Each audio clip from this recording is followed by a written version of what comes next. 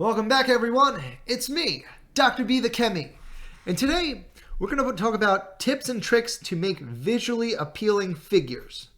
Things we should be mindful of when we make our figures. Now, why do I care about making a figure?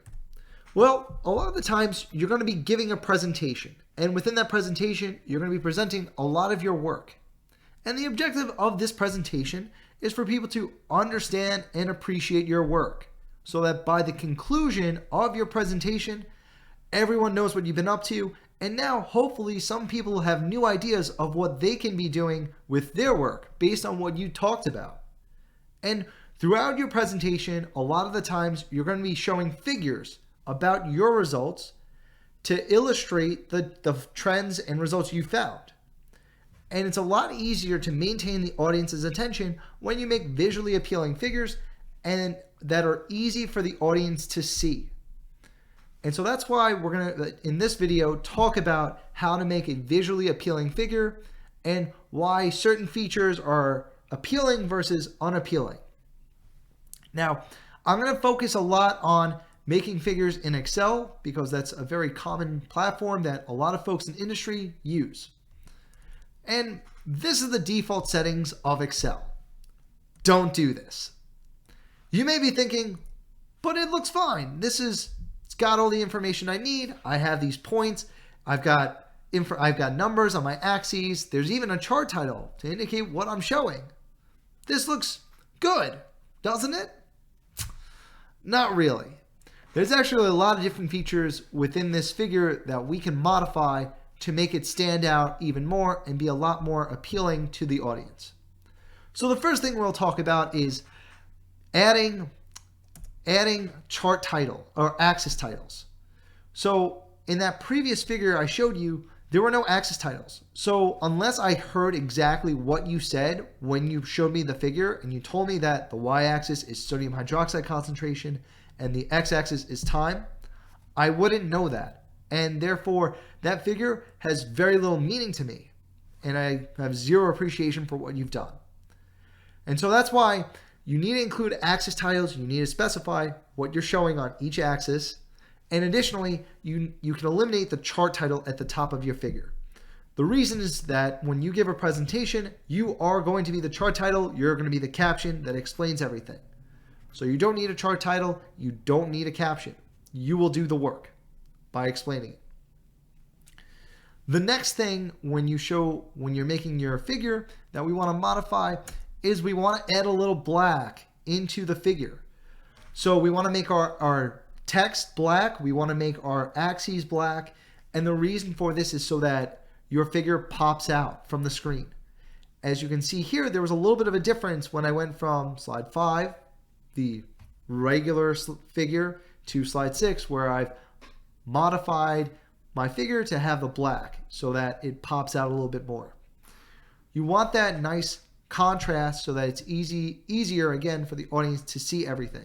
When you have a gray font or gray text on white background, it's not easy to see, and for those in the audience, especially if you're in person, if they're looking, it's a lot harder for them to see what you're showing them, which is why you want that black axis, black font, so it pops out, stands out. It's easier for the audience to see everything.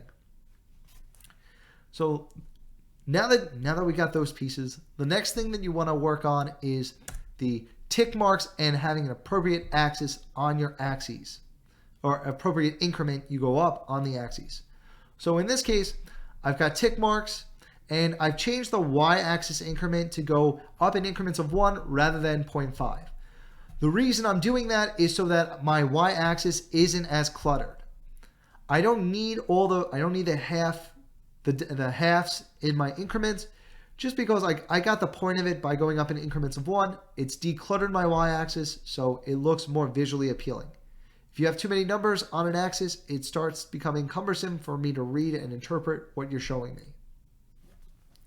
All right, so the next part in the figure that we want to modify is eliminating grid lines and any borders that might just come as part of your figure.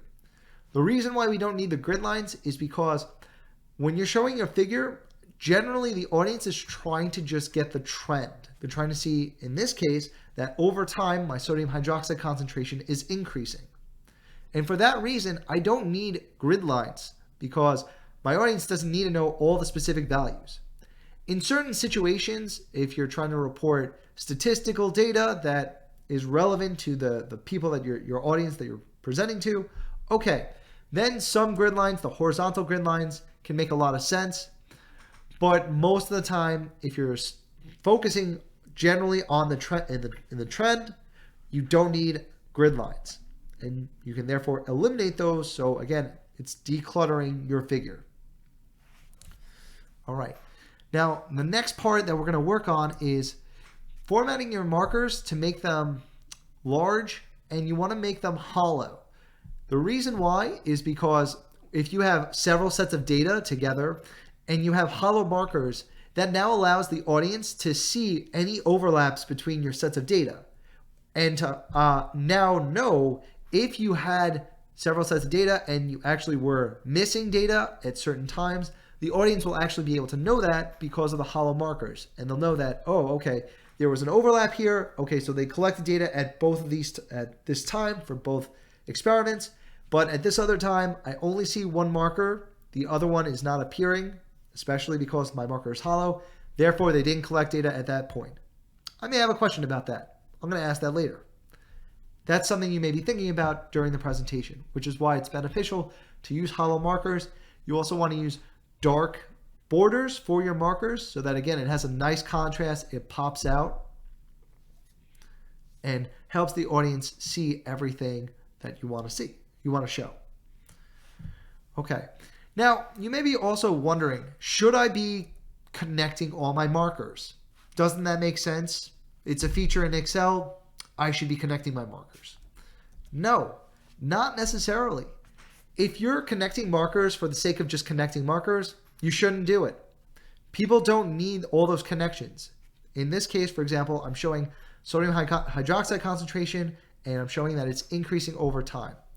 I therefore don't need all of those markers to be connected. I can get the general idea. I get the idea of what's happening. I see that over time, things are increasing, and that at time 4 minutes, I have something odd going on.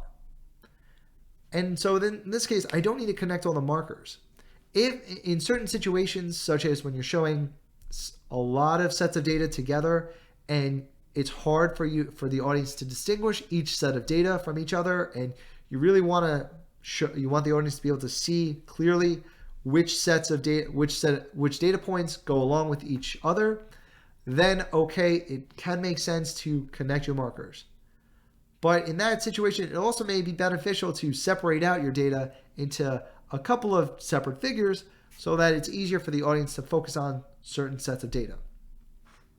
Now, the other thing that you may be wondering is, when should I use markers versus a trend line? So markers are used for experimental data. So anything you get any data points you get in the lab, those will be presented as markers because they are discrete data points that you obtained.